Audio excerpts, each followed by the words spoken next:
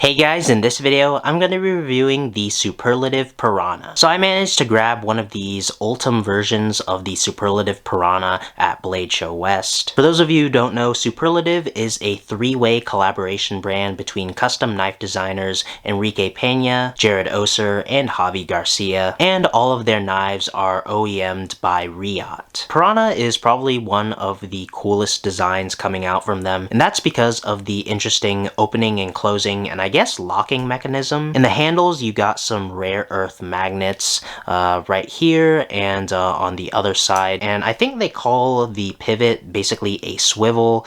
The handles swivel like this and the blade closes like that. Technically, the only recommended way to open the knife is with two hands. You can easily swivel the knife open like that, but I have found a way to open and close it with one hand that isn't too bad. If you want to close it, slide the handle like that and then flip the knife over and then just do the reverse for opening it. Slide the top handle and blade open like that and then flip the knife open. It's kind of like how a balisong works, except the handles are on a different plane and you got a magnetic closure. I don't really know if that makes sense, but it's a really fun and interesting mechanism regardless. I think this mechanism originated in some of Jared Oser's custom designs, so it was really cool to see this rare earth magnet lock come to Suprlativ in a more accessible and affordable manner. This version utilizes CPM M4 steel in this interesting trailing point blade style. CPM M4 is a super steel that excels in edge retention and toughness, but it isn't stainless. And then the handles are made out of pretty much all titanium except for the outer scales, which are made of Ultem. As far as I can tell, this Ultem version has yet to have a wider or online release,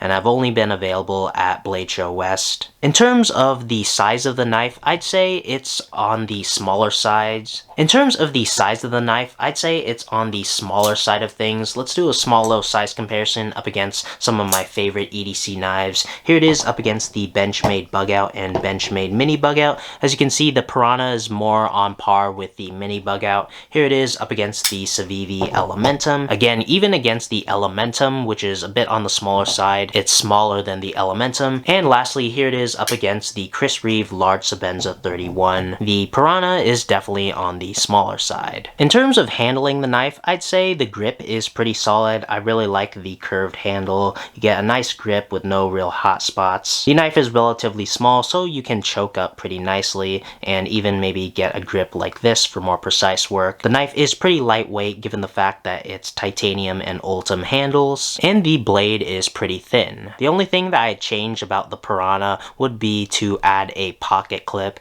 The pocket clip, in my opinion, is the best way to carry an EDC knife, and I think it was a little bit of a letdown that it didn't come with a pocket clip, nor did it come with a sheath. I feel like if they were trying to keep it a bit on the more minimal side without the pocket clip, they could have at least added in a sheath, but that's just me. The Piranha is more of a fun collectible knife than it is a practical knife given the nature of the opening mechanism. I won't be really carrying this knife in my EDC rotation, especially with the lack of a pocket clip, but it's still definitely a fun knife that'll be fun to carry from time to time. I really like the mechanism. It's really fun to play with, and I think the design is really cool, and Riot always does a great job in terms of the manufacturing. So what do you guys think of the Suprlativ Piranha and its opening and closing mechanism? I'd definitely like to know down in the comments. So that's gonna do it for this video. Like and subscribe if you enjoyed. Follow me on my socials. If you really love the review, please consider leaving a super thanks in the tip jar below, and thanks for watching.